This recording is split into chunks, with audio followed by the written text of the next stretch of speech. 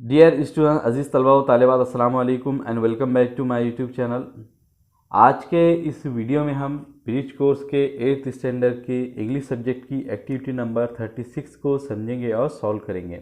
ये जो एक्टिविटी है तो 30 नंबर की जो एक्टिविटी है तो उससे बहुत कनेक्टेड है। 30 नंबर की जो एक्टिविटी थी उसमें पार्ट्स ऑफ स्पीच के बारे में बताया गया था और इस एक्टिविटी में भी हम थोड़ा बहुत पार्ट्स ऑफ स्पीच के बारे में ही पढ़ेंगे। 36 एक्टिविटी के लर्निंग आउटकम्स और कॉम्पिटेंसी स्टेटमेंट्स क्या है तो वो है कि uses appropriate grammatical forms in communication. इस एक्टिविटी में हम सीखेंगे कि हम कैसे हमारी बातों में गुफ्तगू में सही ग्रामेटिकल फॉर्म्स को यूज़ करें। अब वो ग्रामेटिकल फॉर्म्स कौन कौन से हैं तो एग्जांपल दिए जा रहे हैं यहाँ पे कि noun, pronoun, verb, adjective, adverb, preposition, conjunctions and interjections. तो ये जितने भी पार्ट्स ऑफ स्पीच आ रहे हैं यहाँ पे और पार्ट्स ऑफ स्पीच को हम ऑलरेडी तीसरी नंबर की एक्टिविटी में समझ चुके हैं और पढ़ चुके हैं। तो इस एक्टिविटी में भी हम पार्ट्स ऑफ स्पीच के बारे में ही और अच्छे से जानेंगे। इस एक्टिविटी में instruction for teachers and parents and facilitators, teacher, parents और फैसिलिटेटर्स के लिए क्या इंस्ट्रक्शंस और निर्देश हिदायत है। तो फर्स्ट है ask learners question to check their previous knowledge, के टीचर बच्चों से, लर्नर से क्वेश्चन पूछेंगे ताकि उनकी पुरानी मालूमात को चेक कर सके। यानी जो एक्टिविटी नंबर 30 में या उससे पहले भी उन्होंने पार्ट्स ऑफ स्पीच के बारे में जो कुछ पढ़ा है तो उसके ताल्लुक से उनकी कितनी नॉलेज है ये जानने के लिए क्वेश्चन पूछे जाएंगे। सेकंड है revise noun and verb like naming words and doing words, के नाउन और वर्ब को रिवाइज किया जाए, दोबारा बताया जाए, दोबारा दोहराया जाए। जैसे कि नेमिंग वर्ड्स होंगे यानी ऐसे वर्ड्स जो किसी का नाम बताते हो, जैसे चेयर है, टेबल है, पेन है, फैन है, स्कूल है, इस तरह के जो वर्ड्स है तो नेमिंग वर्ड्स है जो किसी चीज़ का नाम बताते हैं। और डूइंग वर्ड्स जो किसी काम के करने को होने को बताते हैं, जैसे कि सिट, गो, राइट, ईट, ड्रिंक। तो ये जितने भी वर्ड्स है तो ये किसी काम के करने को बता रहे हैं।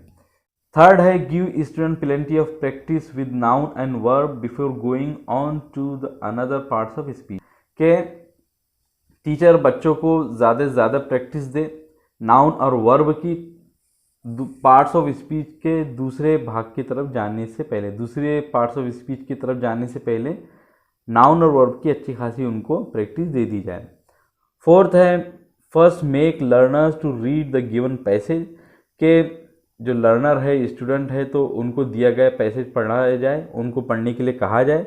देन इंश्योर देयर कम्प्रिहेंशन, और उनकी समझ को फिर यकीनी बनाया जाए, यानी इस बात को यकीनी बनाया जाए कि जो कुछ पढ़ रहे हैं तो उनको समझ में आ रहा है कि नहीं आ रहा है। एक तो मीनिंग भी और दूसरे के उसके अंदर के जो पार्ट्स ऑफ स्पीच है तो वो भी उनको समझ में आ रहे हैं कि नहीं आ रहे हैं।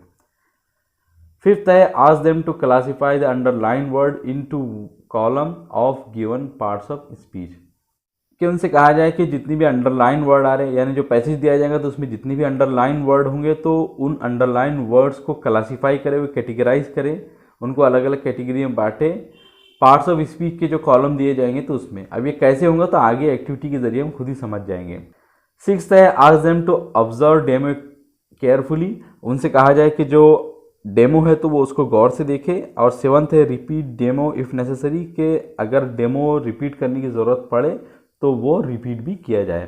इंस्ट्रक्शन फॉर स्टूडेंट, स्टूडेंट के लिए क्या इंस्ट्रक्शन है तो फर्स्ट है revise parts of speech properly, कि जो पार्ट्स ऑफ स्पीच है तो वो उसको रिवाइज करे, इसको दोहराए। सेकंड है try to define each part of speech, के जितने भी पार्ट्स ऑफ स्पीच है तो अलग अलग हर एक को डिफाइन करे, हर की तारीफ और परिभाषा समझे, लिखिए। थर्ड है read the given passage carefully, कि जो भी पैसेज दिया जाए तो उसको सही से गौर से पढ़े।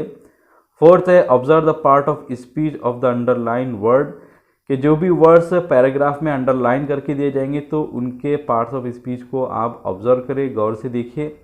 फिफ्थ है classify the underline word in each category, के जो भी अंडरलाइन वर्ड्स होंगे तो उनको क्लासीफाई करेंगे, कैटेगराइज करेंगे हम हर एक कैटेगरी में, यानी अलग अलग कैटेगरीज में उनको रखना है। सिक्स्थ है practice rest of the activities to get to know the parts of speech, के जितनी भी बाकी की एक्टिविटीज़ है तो उसको करके देखिए, उसकी प्रैक्टिस कीजिए ताकि आपको पार्ट्स ऑफ स्पीच की अच्छी मालूमात मिल जाए। लर्निंग एक्टिविटी, तो लर्निंग एक्टिविटी में हमको कहा जा रहा है कि read the following passage, identify the underline parts of speech and fill in the blanks, कि आपको ये नीचे आया हुआ पैसेज पढ़ना है और जो अंडरलाइन वर्ड्स है तो उसमें कौन सा पार्ट्स ऑफ स्पीच है, वो कौन से पार्ट्स ऑफ स्पीच है, तो उसको हमको पहचानना है और फिर इन द ब्लैंक्स, और फिर उसके बाद में जो ब्लैंक्स है खाली जगह है तो उसको भरना है। नीचे यहाँ कुछ कॉलम्स दिए गए हैं। नाउन का एक कॉलम है, प्रोनाउन का, वर्ब का, एडवर्ब, एडजेक्टिव, प्रीपोजिशन, कंजंक्शन और इंटरजेक्शन। तो ये हर एक पार्ट्स ऑफ स्पीच का एक कॉलम है। तो जो भी अंडरलाइन वर्ड है इस पैराग्राफ में तो हमको उन्हें उसी कॉलम में रखना है। ये आगे हमको सॉल्व करके दे दी गई यही एक्टिविटी, तो हम उसको देखते हैं। Solve activity, demo activity. तो सॉल्व एक्टिविटी और डेमो एक्टिविटी में जो पहले एक्टिविटी दी गई थी तो उसी को सॉल्व करके हमें दिया गया है। पैराग्राफ को हम पढ़ेंगे कि Rohan is my neighbour, Rohan मेरा पड़ोसी है। तो रोहन जो वर्ड है तो वो एक नाउन है, इज़ एक वर्ब है, माई एक प्रोनाउन है और नेबर एक नाउन है। अब यहाँ पे आप देख रहे हैं कि रोहन को हमने नाउन के कॉलम में लिखा, इज़ को हमने वर्ब के कॉलम में लिखा, माई को हमने प्रोनाउन के कॉलम में लिखा और नेबर को हमने नाउन के कॉलम में लिखा। तो इसी तरह आपको आगे भी करना है कि जितने भी वर्ड आ रहे हैं जो अंडरलाइन है तो उनको उनकी सही कैटेगरी में रखना है। He bought a red car, उसने एक लाल कार खरीदा। तो ही एक प्रोनाउन है, बॉट एक वर्ब है, ए अंडरलाइन नहीं है, रेड एक एडजेक्टिव है और कार एक नाउन है। His sister says wow what a beautiful car, उसकी सिस्टर ने कहा कि वाओ कितनी खूबसूरत कार है। हिज प्रोनाउन है, सिस्टर नाउन है, वाओ एक इंटरजेक्शन है, ब्यूटीफुल एक एडजेक्टिव है और कार एक नाउन है। ही ड्राइव्स इट केयरफुली, वो उसको बहुत एहतियात के साथ में केयरफुल होकर चलाता है। ही एक प्रोनाउन है, ड्राइव्स एक वर्ब है, केयरफुली एक एडवर्ब है। And he parks the car very safely in the garage every day, और वो गैरेज में अपनी कार को बहुत ही सेफली पार्क करता है हर दिन।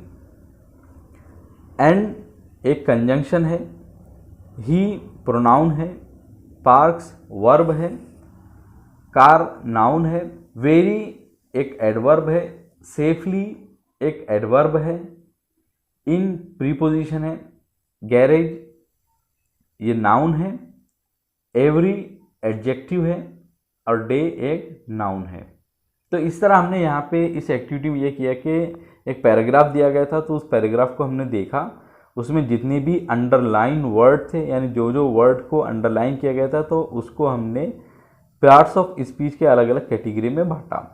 इवालुएशन में हमसे कहा जा रहा है कि read the following passage and identify the underline parts of speech and fill in the boxes, कि हमको नीचे आए हुए जो पैसेज देखना है, पढ़ना है, उसके बाद जो अंडरलाइन वर्ड है तो उनके पार्ट्स ऑफ स्पीच को समझना है, देखना है और उसके बाद में बॉक्सेस में उसको भरना है।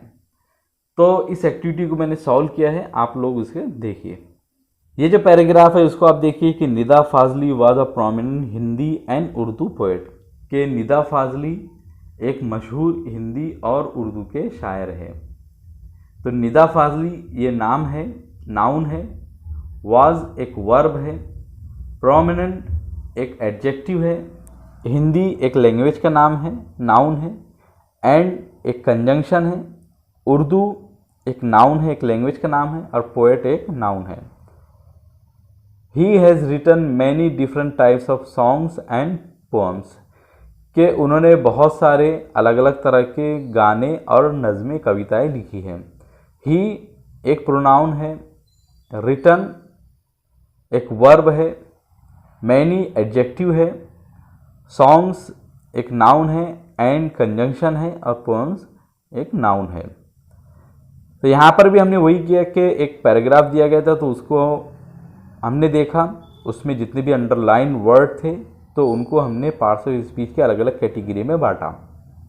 Extension activity, parallel activity, reinforcement, इसमें हमको कहा जा रहा है कि identify the parts of speech of the following, के नीचे आए हुए जो भी वर्ड है तो उनके पार्ट्स ऑफ स्पीच को हमको आइडेंटिफाई करना है, पहचानना है।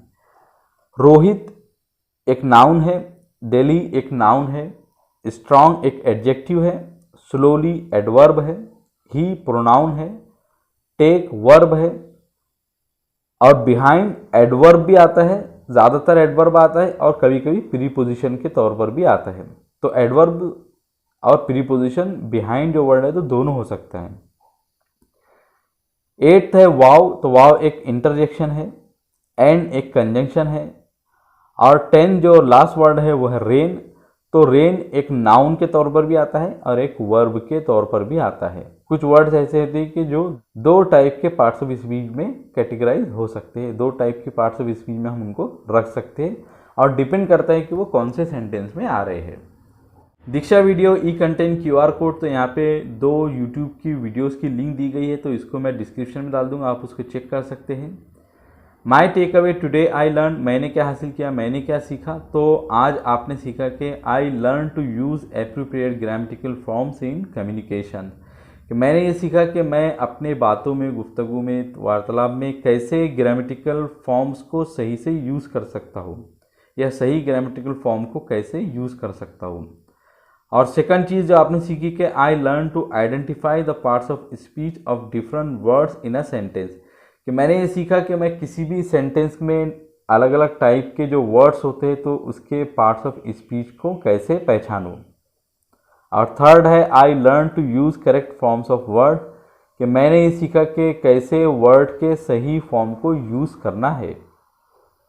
तो आज का जो वीडियो था तो बेसिकली वो पार्ट्स ऑफ स्पीच के बारे में था और इसमें ये बताया गया है कि कैसे आप पार्ट्स ऑफ स्पीच को अलग अलग कैटेगरी में डिवाइड कर सकते हैं, बांट सकते हैं। तो मुझे उम्मीद है कि इस वीडियो के ज़रिए आज की एक्टिविटी को आपने कम्प्लीटली समझ लिया होगा। अगर फिर भी आप लोगों का कोई डाउट या क्वेश्चन हो तो कमेंट सेक्शन में ज़रूर पूछिए। वीडियो पसंद आए तो इसे लाइक ज़रूर कीजिए और अपने फ्रेंड के साथ में शेयर कीजिए। और इसी तरह की इन्फॉर्मेटिव और एजुकेशनल वीडियोस को जानने के लिए, पाने के लिए हमारे चैनल को ज़रूर सब्सक्राइब कीजिए। मिलेंगे आपसे अगली वीडियो में। I will see you in my next video. अस्सलाम वालेकुम।